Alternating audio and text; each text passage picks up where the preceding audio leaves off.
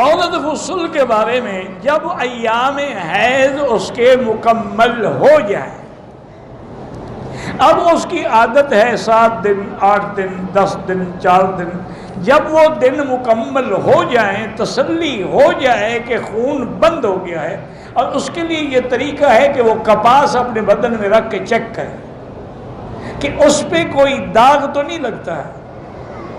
اگر تسلی ہو جائے تو پھر وہ باقاعدہ پہلے اپنے سارے نیچے بدن کو دھوئے گی، پھر اس کے بعد وضو کی طرح وضو کرے گی، پھر اس کے بعد غسل کرے گی،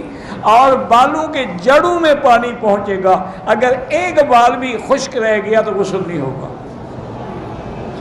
اس لیے حضرت علی رضی اللہ تعالی عنہ ہمیشہ اس طرح پھرواتے تھے۔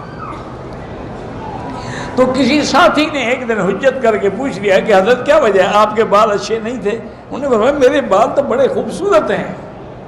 لیکن میں نے جب حدیث سنی کہ تحت کل شعرۃ جنابۃ، ہر بال کے نیچے جنابت ہوتی ہے، میں ڈر گیا کہ کہیں ایسا نہ ہو کہ میں غسل کروں اور پانی نہ پہنچے، تو اس لیے بہتر ہے میں منڈا ڈالتا ہوں، فیشن کرنے سے پہلے وضو تو صحیح ہو، نماز تو صحیح ہو۔ تو اس لیے عورت کو بھی پوری طرح پھر بال نہیں کرنے، بالکل سارے بال پوری طرح دھونے ہوں گے، جوڑے شوڑے جو باندھے ہوئے وہ بھی کھولنے ہوں گے۔ آج کل تو ایک نیا فیشن آ گیا، وہ یہ ہے کہ عورتیں یہ کرتی ہیں جی کہ انہوں نے پلاسٹک کور بنائے ہوئے ہیں، وہ بالوں پہ چڑھا لیتی ہیں، باقی بدن پہ پانی بہا دیتی ہیں، بال اندر بند رہتے ہیں، ان پہ پانی نہیں پڑتا، کیونکہ انہوں نے بیوٹی پارلر سے پیسے خرچ کر کے بالوں کی کٹنگ اور بالوں کی سٹائل بنائے ہوئے ہوتے ہیں۔ اگر وہ دھو ڈالے تو وہ سٹائل تو گم ہو گیا، لیکن غسل نہیں ہوگا، ہمیشہ حرام میں رہے گی، نہ نماز ہوگی نہ روزہ ہوگا، اور جنابت کی حالت میں رہے گی۔ میری بیٹی پہلے مسلمان عورتیں تو وہ تھی جنہوں نے اپنے بچوں کو بغیر وضو کیے کبھی دودھ بھی نہیں پلایا، بغیر وضو کیے کبھی کھانا بھی نہیں پکایا ہے۔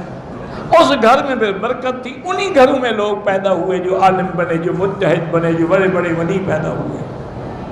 اب یہ ہے کہ آپ نے اپنے بچوں کو سلانے کے لیے فلمی گانے سنانے ہیں تو وہ بھی ایکٹر بنیں گے، کریکٹر بنیں گے، عالم تو نہیں بنیں گے۔ اب آپ کی مرضی ہے جو بناؤ۔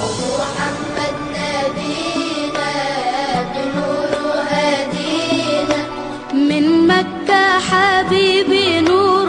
سطع المدينة